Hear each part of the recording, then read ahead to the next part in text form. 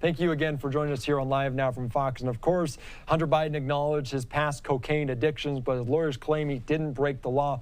Can you give us an understanding what are the charges here in this case?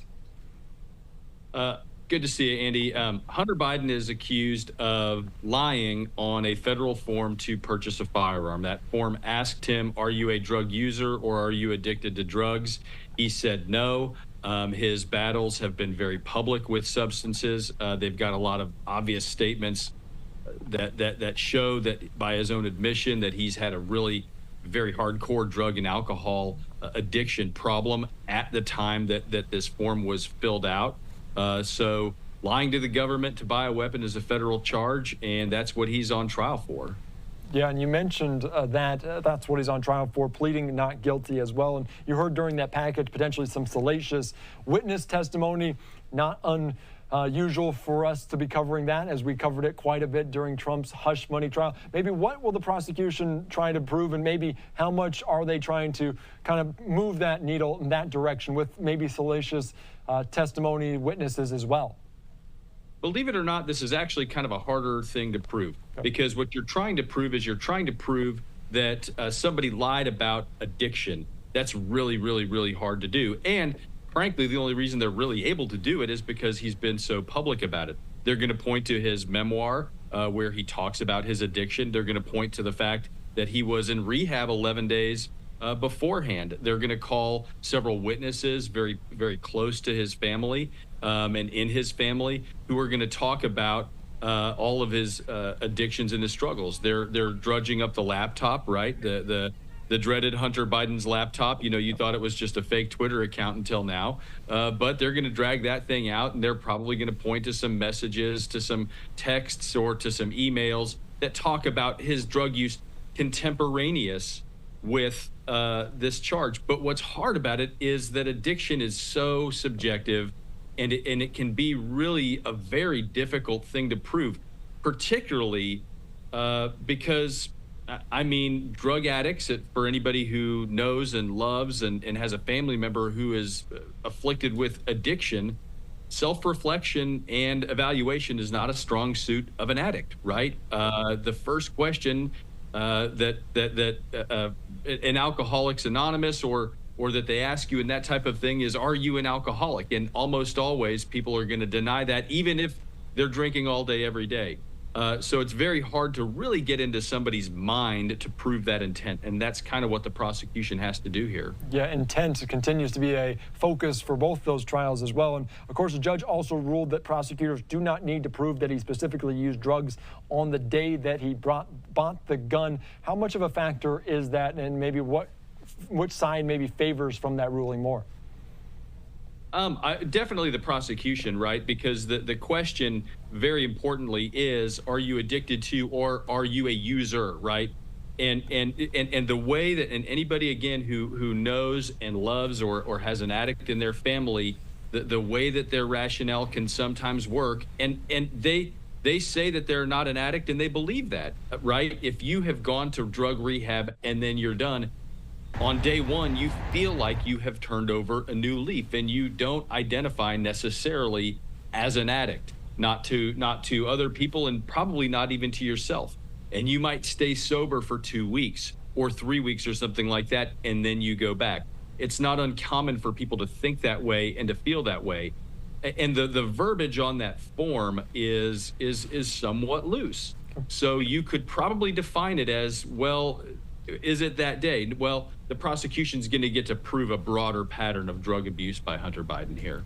All right, that's very, very interesting, just to kind of look into some of the definitions and the verbiage of that as well.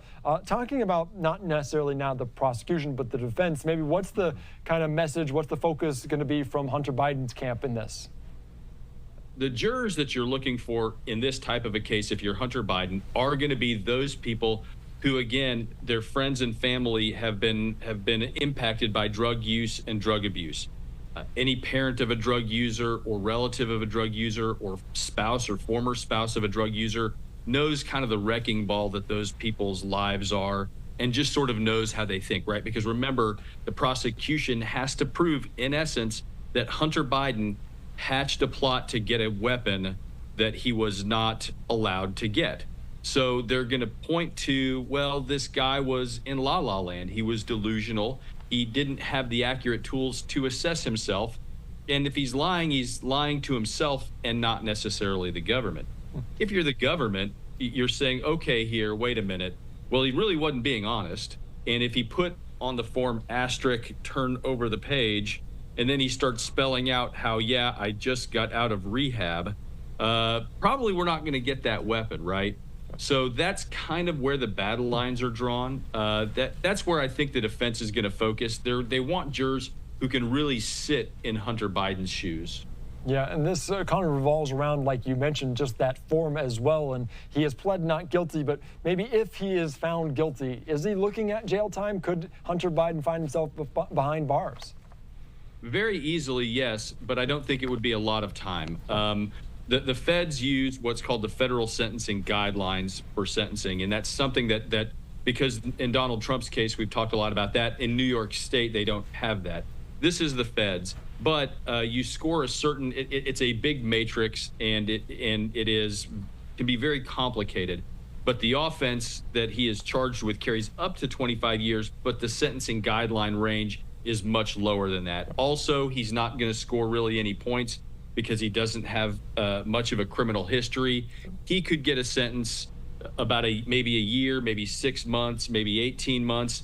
And he could even get what's called release. So he may not necessarily go to prison, but it's certainly in play. And this was the case that was supposed to be plea bargained away with his tax fraud charges. So he wasn't supposed to get any time at all. And I think he probably does end up behind bars in this case, although I don't think it'll be for very long. Yeah, that was going to be my last question to you, to talk about the plea deal, because we almost never got to this point if the plea deal there was signed. Is that still potentially in the realm? Is there still negotiations going on? And maybe is a plea deal out of the question? It's not out of the question. And plea deals work a little differently in the federal system. So I have heard that they have been talking this weekend that they might make it some type of a plea arrangement. What you do in the federal system is you agree to plead guilty, and in exchange for that, the government has a recommendation of that sentence range.